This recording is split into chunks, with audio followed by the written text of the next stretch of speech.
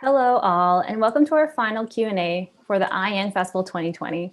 It's super bittersweet, but I'm happy to be here. And just I want to remind you that we're taking questions from the viewers, so be sure to ask in the chat, and then we're also going to have a live giveaway at the end of this conversation. I just want to say a quick thank you and a mick to our presenting partner, Crave, and to our closing gala night presenter, the Canada Media Fund. My name is Nikki Little, and I'm the Artistic Director at Imaginative. And I just wanted to say also a quick to the programming committee from this year's festival, Darlene Naponce, Adam Piron, and Susan Blight. It was really a joy to share space with you and discuss all the works. So joining me today, I'm happy to say, is Director Miguel Hilari. Hi, Miguel, how are you? Hi, Nikki. I'm very grateful to be here today and to be able to share some work with the audience of this incredible festival. Mm-hmm. 2 works actually this year, which is amazing. Yeah. I was wondering if you could maybe share with our audience a little bit about your practice and also the inspiration for this piece, Campania. Yeah, right. So some years ago, I did another film that was my first film, and it was a portrait of the village where my father is from. It's an Aymara village on the border of Titicaca Lake, and so it's a portrait mostly about the people that stayed in the village and didn't leave for the city, because there's a lot of migration to the city, right? And in a way, I thought that portrait was not a complete one, because there's a lot of people that are from the villages but now live in the cities and return for certain how you say certain events during the year, right? And so I thought actually I should maybe incorporate those people that are from the village but now live in the city in some way into this film. That was my first film. And I realized it was not possible in that moment. Mm-hmm. So maybe out of that, this second film emerged.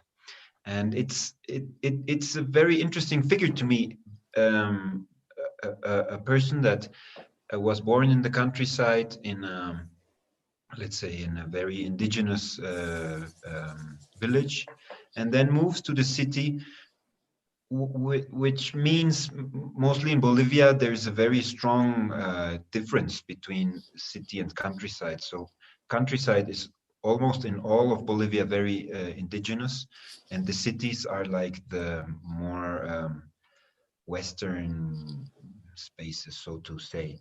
Mm-hmm. So this movement from countryside to city is not only a physical movement, but also a movement that involves culture or language or a lot of things, right?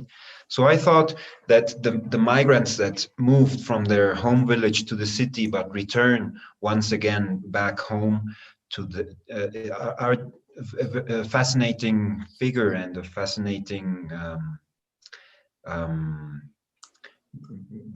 figure to be portrayed too.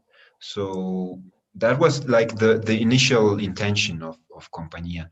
So it's a film that I really tried to not to show like fixed places, like to say this is the countryside and this is the city, but to show movement between two spaces, and that this movement may also not only be physical, but like in a certain state of mind or something like that. Mm-hmm. And I really got a sense of that. Like, I think not only, with the first opening scene with on the bus was really like, it had me in my feels a little bit because I was so nervous seeing the bus ride and seeing the movement there. But I think also there's like that quite through the visual language, through maybe what people are wearing, there's different codes, I think, that you're discussing around movement, around migration, especially going from maybe a within community then to an urban setting. I was wondering if you could maybe speak to sort of the structure of the film, because you didn't create these really distinct binaries. You really had like some nuances. It felt like a bit of a spectrum as you're speaking to movements and these portraits. I was wondering if you could maybe speak to how you structured the film. Yeah.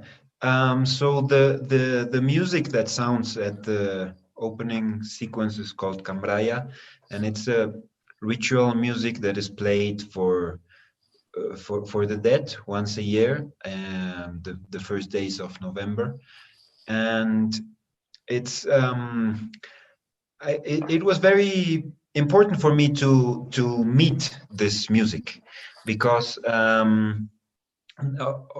like also in when this music is performed, so it kind of repeats itself at certain point, but then it it repeats itself, but always in a slightly different way. So I thought that would be an interesting idea for the structure of a film, like to return on certain topics or certain elements. So, for example, the horses come up certain times, and the act of taking a picture or posing for a picture comes up certain times. So I thought that would be interesting, like to have certain elements that like appear once and then return or something like that, you know. Also because the the trip or the voyage of the film is also a return home, and I think it has something to do also with memory or the way we can remember things and that pop up again at some point. And yeah. Yeah, I definitely, for me, I kind of felt like it was also maybe for me around approaching Indigenous stories or approaching how we interpret story too. Sort of like you have these pieces and then coming back to review it, like you mentioned, sort of memory, and you bring up dreams in here. I kind of get a different moment for me, or I pull something out each time as I watch this film, which I really thought was really quite engaging. And then also, I was wondering if you could speak to specifically the portraits, because I was really intrigued by that, because you had the ones when people, you know, are in the city, either getting a portrait for work or maybe a passport photo or something where they're posing. It's very straight on. It's very like the life is different, or like the relationship to camera and to media is different. And then later on, you have people from in community and in the village standing there for portraits, and there's movement in them, and they're standing there, and there's this just really interesting relationship to media, not only to the camera, but also in photography, but the camera in moving picture. Yeah, actually, a lot of these things like came out of the film itself because so Urbano, who is the character that appears at the end, who gets baptized, he's the owner of the studio, of the photography studio in the city, and he actually, I think we became friends also because he is a photographer and a videographer, and we kind of engaged about, you know, the image or work about around the image. And I was very interested in his photography studio, also because I think this image that is for mostly for doing some kind of paper in the city, you need those photographs, right? So it's kind of a passport into the city, right? This image of yourself. You need it for a lot of things, for paperwork, and in Bolivia you have to do a lot of papers. So you need this picture in order to enter some way of, you know, of officially being in the city or something like that. So yeah, so that's his work. That what he mostly does in his studio.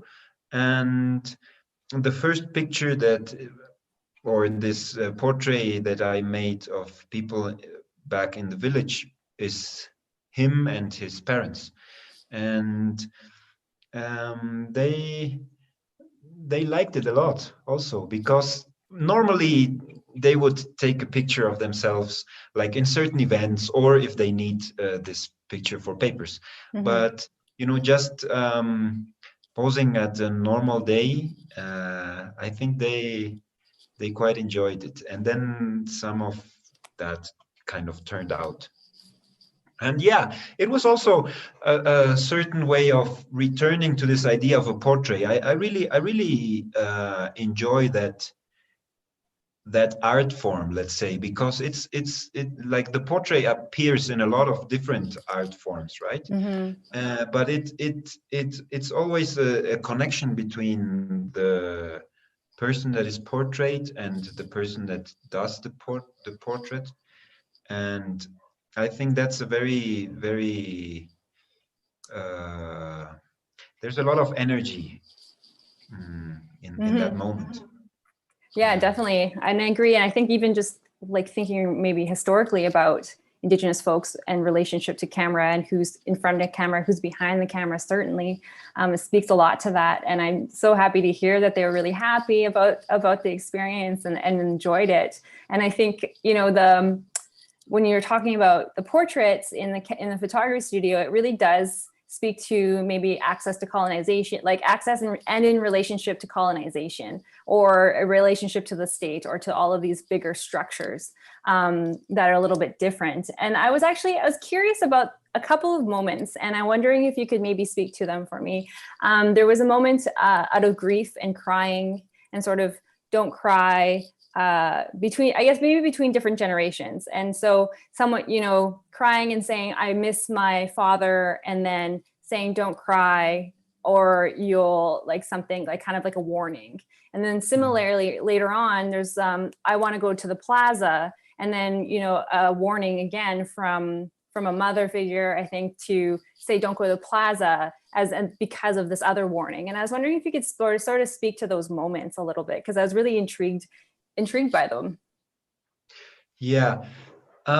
So I wanted to add a short thing about the first thing you said about, this relationship around portraying. And I think it's, for example, the Cambraya, which is the music, it was the first time I filmed it, it was the second time that someone was filming it that was not a cell phone.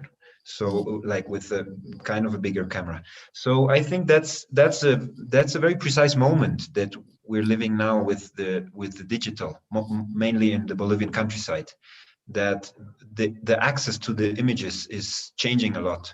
And I think it's it's an interesting time to be able to document for me. And then coming back to what you were saying, I asked, well, actually, during the days of the All Saints Day, which is Todos Santos, it's a very important celebration in general in Bolivia, and it's the celebration of the people that died. And when the first time I went to Compañía, to the village, the people were very open to speak about relatives that died, or to tell stories about their families, or about people that left. And I was kind of struck, can you say that? Not shocked, but impressed. Yep. And I really thought that was an interesting moment. Like, people maybe, or memories come back during those days, also, like, because other, like, the livings can talk about them, or can tell their stories. So for the film, I asked some of them to mainly they are Urbano and Benita, it's two persons, and at once they are telling me a dream, and the other time they're telling me a memory about something past. So I think that came because these stories were very, like, in the air.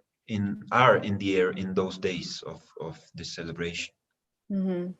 It really comes through, especially like I think, you know, with just the actual, with nature. I think nature ends up becoming another teller and becoming another character, if you will, to be able to portray those types of memories or those types of recalling.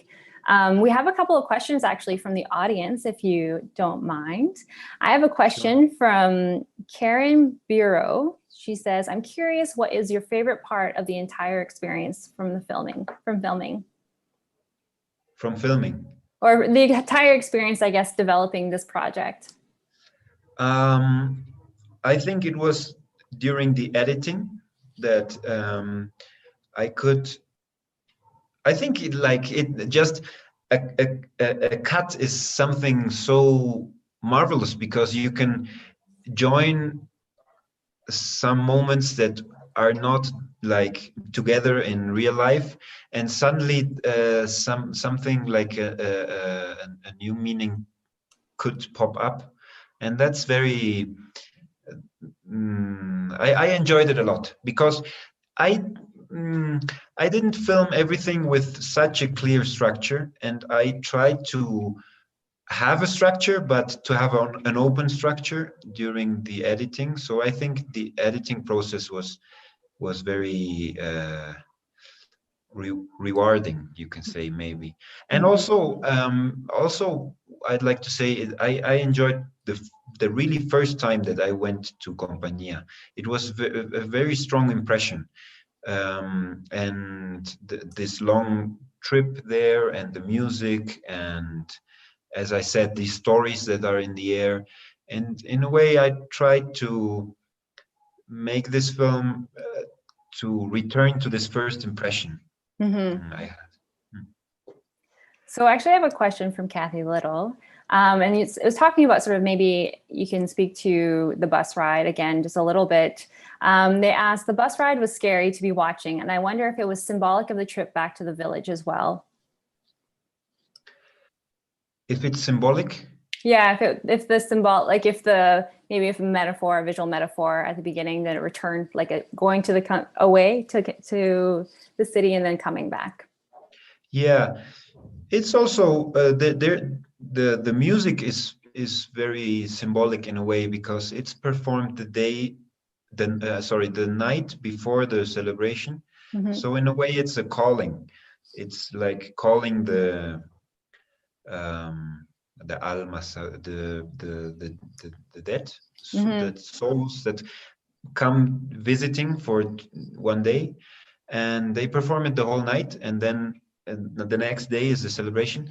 So it's, in a way, it's like the music is there to communicate between two different spaces. And yeah, I really thought that was an interesting symbolism. Also, I didn't want to make it like all too clear, maybe, but I think in a way it's there, it's in the music, or it's in the images. Yeah, I agree. There's a lot of beautiful space, and I think there's a lot of breadth in the way that you edited. It wasn't, I don't think, it's not really didactic. It's not telling you exactly what the story is, but it does unravel, and it does bring you back on these returns and different moments. And those parts where you had maybe an echo of something happening at the beginning, then coming back later at the end to kind of trace you and emotionally bring you back there as a viewer, which I thought was really lovely. So I have maybe time for one more question from the audience. We have a question from Rose Stiffarm, who's actually one of the artists, I believe, also that was a part of this week. Rose is asking, what works do you have upcoming, and what are you looking forward to telling?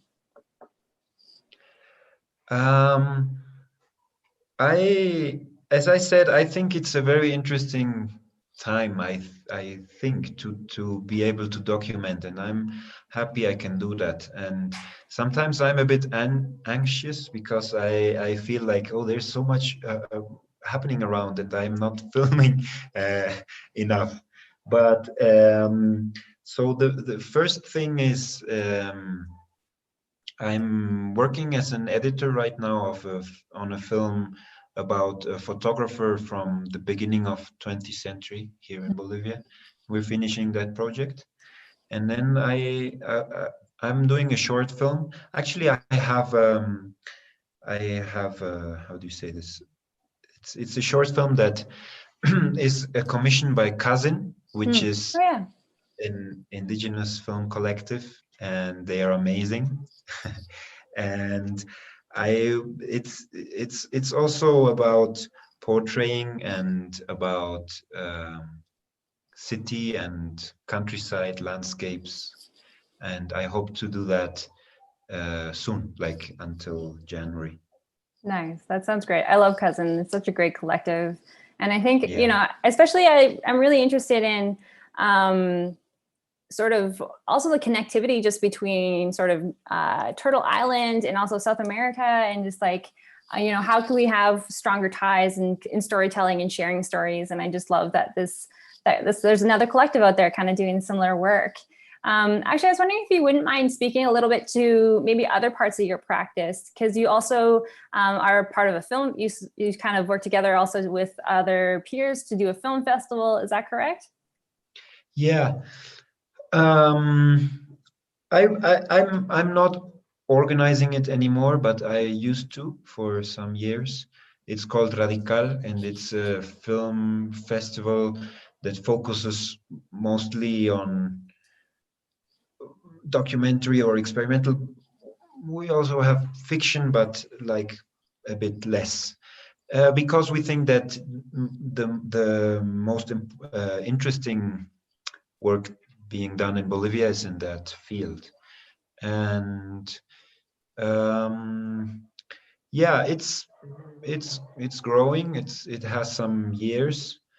Um, and then I recently, well, not so recently, but 2 years ago, I started doing film workshops in schools. Mm-hmm. And it started also with this film festival because we had some film showing in a rural school, and then this developed out of that because in the school they asked me like to do a little bit of more practice-based workshops. So we did photography and then video and sound, and it's something that's very interesting to me also because in Bolivia, I think one of the main inequalities that exists is the access to art, or the access to, let's say, the informed access to film. Mm-hmm. And you can sense that when you do those film workshops.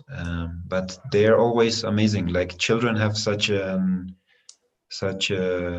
nice way of approaching the world with Mm-hmm. curious. They're so curious. I think Mm-hmm. that's a nice thing also for a filmmaker, right? Definitely. I think they really definitely push you to like expand to new spaces. I love working and doing those types of workshops too at home, sometimes in Winnipeg. I was wondering actually if you wouldn't mind just sharing a little bit more about what the state of you mentioned a little bit of access. If you can go a little bit further into how important representation is right now in terms for Indigenous filmmaking, either through documentary or experimental, is in where you are right now. Yeah, that's a very important question. I think it's the fact is that in Bolivia, in the last years, we had a lot of indigenous representations, so to say, and I think they are not always. I mean, they're problematic in many ways because some a way of seeing our, like the last government of Evo Morales was that he somehow took this image of the indigenous to to hold on power, but like from below, he did a lot of things that were against indigenous people. Mm-hmm.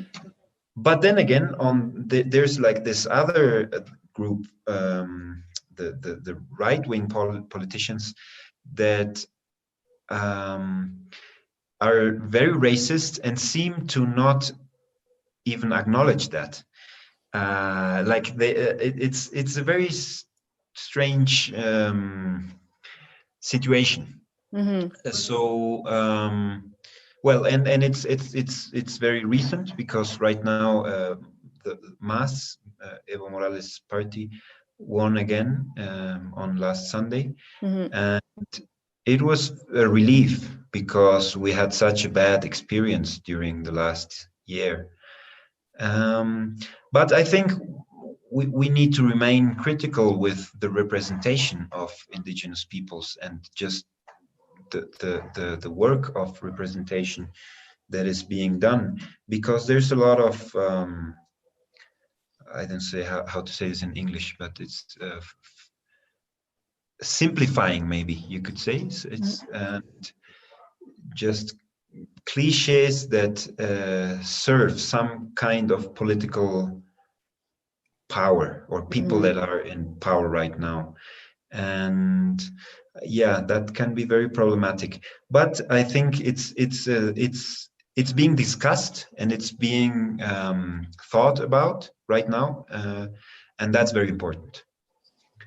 Mm-hmm. I appreciate you sharing that, because I think that's also, not only important to talk about, but I think also important for our audiences, mainly in Canada, but also certainly all over the world, to sort of have insight into what other artists have, what kind of context they're working in, and what kind of environment they're working in. And I was wondering, actually, if maybe if you had any final thoughts or anything that you'd want to share with us. Yeah, just that, because you mentioned this, and I was in Canada 5 years ago, maybe, Mm-hmm. and I was at a screening of a film at an incredible festival that is Images. And so before the film screening, actually, they had like the short film that was about an indigenous painter. And he was saying these things like, in Canada, we're like kind of a tripod. So we have the English, the French, and the indigenous foot. Mm-hmm. But so it seemed very happy, and it seemed like very inclusive, and like everything is solved in a way. Mm-hmm. And I thought, I mean, I was there for just 5 days, but during those days there was this scandal that police did not investigate the killings of indigenous women. Mm-hmm. Maybe you remember that. That was like kind of 5 years ago. And I thought, it's not, I mean, it's clearly not everything solved, right? Yeah. And there's clearly things that are still very problematic. And so I think sometimes there's this image of, happy integration, or happy, I don't know. Mm-hmm. So there, I think those are very important and interesting questions and problems around the representations of indigenous peoples. Mm-hmm. And I think that's something that we have in common, maybe on the whole continent, and maybe also beyond. And with very maybe specific differences, but Yeah, I think like relationship too. I think there's opportunity, and I'm really certainly so happy to be a part of Imaginative and to be able to see works such as yours. And I think, there's a lot of resilience in Indigenous artists and their voices, and in talking through ideas. And I love the fact that we get to gather once a year for sure to talk about these issues and real things that are impacting our lives in a real way without context. We can speak to one another in a real, frank kind of way, and sort of connect over some of these maybe social issues, but also then connect over the resiliences and how people are mobilizing, how people are moving the conversations forward. And I actually had one final question, if that's okay. So did you have a screening at all in the village, or up, like, in terms of access? Did you have a screening back with the community at all? Yeah, that's also always a very important question, I think. We had two things. For the first part, I'd like to say I did a lot of DVDs, not only of the final cut, but every time I went there, and for example, I filmed Todos Santos, the celebration, for 3 years. And so every year I made a DVD for the village. And actually, a lot of scenes grew out of that exchange, because people would tell me like, this cut was too early. We wanted to hear the complete music, for example. So the first scene came out of a conversation because of sharing those DVDs. And for example, when they were finishing the roof of the house, the family is finishing a house on the border of the city. That's also a DVD of 1 hour, but in the film it's a scene of some minutes. And so a lot of these scenes are like separate films that would be shown and discussed also separately. And then I just wanted to mention that, because that exchange was very important for the editing also, and for the final form of this film. But the final cut, what we did was we showed it in a theater in the city, in La Paz, and we had the village invited to the city, also because it was the opening of the Radical Festival, and we had music afterwards. So the villagers performed music after the film, and that was very interesting also for me to see, because it's very uncommon, let's say, to have villagers from, like, let's say a distant rural community in Bolivia, to have them coming to a film screening at a film theater. It's still very uncommon here.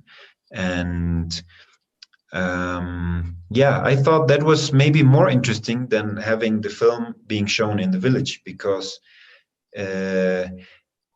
it's also a little bit about mixing up these spaces, because what I think is wrong in Bolivia is that everyone has such a fixed space, right? So there's this fixed space for the Indian, and the fixed space for the descendant of the Spaniards, and this fixed for the woman, and the fixed space for the man, and everything is so, very fixed space. So I thought that maybe this film could mix those spaces up a little bit. I love that, especially like sort of the active art. It's not necessarily an archive because you're returning to it, but that activation of continuing to come back to this work, and maybe to have that as a well of whether it's inspiration or of just maybe relationships. And I think that's really lovely concept and really interesting. Well, thank you so much, Miguel, for joining us tonight. I really appreciate to be able to spend this time with you, and congratulations again on winning this evening, and also having 2 films and just being a part of this. Thank you. Oh, thanks a lot to you, Nikki, and thanks to everyone in this team. It's an amazing festival, and I hope you will be doing it for a long time more. Absolutely. Thank you. So I'm actually going to ask Naomi to join me again for the final thoughts for closing the festival this week. Is she there? Oh, hi, Naomi. Here. Excellent. So just a couple of reminders as we're going to get started here. To vote for your favorite feature or short film, there are 2 opportunities for our our feature award prize and our short form award prize. Both come with a $2,500 cash prize, and you can vote under the tab that says vote here. And Naomi, actually, do you want to announce the winner? Not to like throw a wrench in the script, but I need a little breather. I can handle this. So, and we love giving away things, and that has been the theme of this festival. So let's announce another winner. Congratulations to Karen Bureau for winning a $250 gift card from House of Himwitsa. Congratulations. Amazing. And I actually just wanted to say I'm quite moved by our team at Imaginative. Personally, I can't express enough how hard you've all worked, and the direct success of this week really comes from that. Plus, it's just so much fun coming into work and hanging out with you all. I really, really appreciate it. To the artists, much love. Congratulations, and McWick, for trusting us with your work. I wasn't quite sure how to end this or what to say at the end, but I always come back to a quote by Jolene Ricard, curator and artist from the Tuscarora Nation, and her words around resilience and visual sovereignty. And Jolene says, as part of an ongoing strategy for survival, the work of Indigenous artists need to be understood through the clarifying lens of sovereignty and self-determination, not just in terms of assimilation, colonization, and identity politics. So to our artists, continue to be resilient and continue to tell our stories. Miigwech to everyone for joining us and celebrating Indigenous storytelling this week. I love witnessing the multiplicity of Indigenous worldviews, aesthetics, and narratives from all of our artists. Thank you, Nikki, for all your work here. At this time, I would just like to say on behalf of all of us at Imaginative, I want to thank every single one of you for joining us this week and making this festival the success that it was. To all our supporters, friends, artists, and audiences, we will now say our farewells. I ask that as we move forward, let it be in a good way, and let us be mindful of what we can do to support each other during these times. Many thanks, Nyawa. And now I welcome back our cultural advisor with some words for our closing, the lovely Pauline Shirt.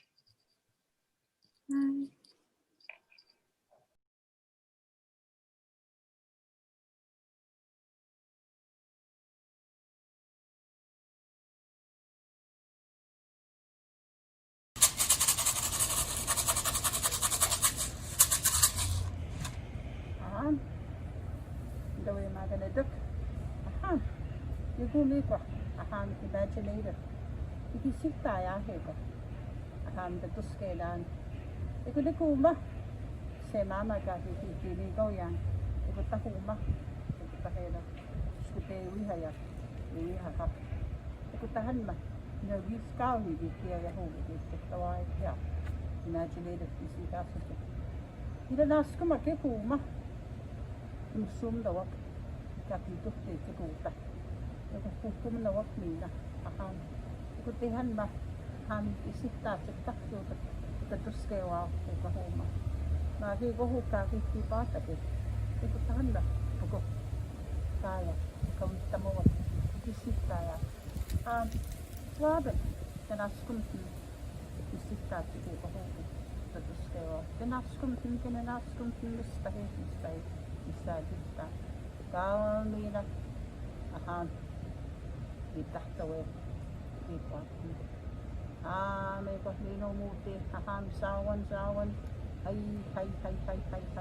kita mali tahu ya kita ipotong itu ya ahan nanas kumar bisita sige ko terus kewa ahan sakyo Imaginative bisita pahlino muti ahan igandian nilo Visita ya hibang visita kita terus kewa Imaginative inanaskum makikistahit nanaskum dinawamstahit ikitamatik daw ya siya wakista mino muti iwedin ano visita sige ko terus kewa Imaginative nanaskum kinanaskum istahit ya paya ko pisam nanaskum kaumina Sundan. Ipig tamagi tau ya di siya. Kinanaskum sakit. Yo kuma ipig tamagi tau ya. Pinto tau ya. Ikisita heko. Ay sakit. Negawinan sakit. Sakit. Sakit. Igumi ko kisita ya. Ikisita seguke. Imaginative. Terus kayo. Yo guma. Gumida, nanaskum tayo sagi tayo stahi. Ninano. Pinagukit tawasim sa Kunik stahi. Wes, wapa taman stahi tutak. ne ko mina kistawa kakkio anke ka pi chewa ki mina ka pi ki tama ki tau chaka ki bona se ni ki se ni pi kakkio hu kik kakkio naskihia o he skudeu mina ne ko homa accept di sitaya nadaskum tnawa ko yes kami yo pai ni do da ma kaki we ko yes kami yo pai tawasim so sagi te ko mina ka kagi sumui ka ke me ko ne ko ke nadaskum tnawa tawa tnawa mina kita tawe nadaskum ni kwech ni kwech ya hai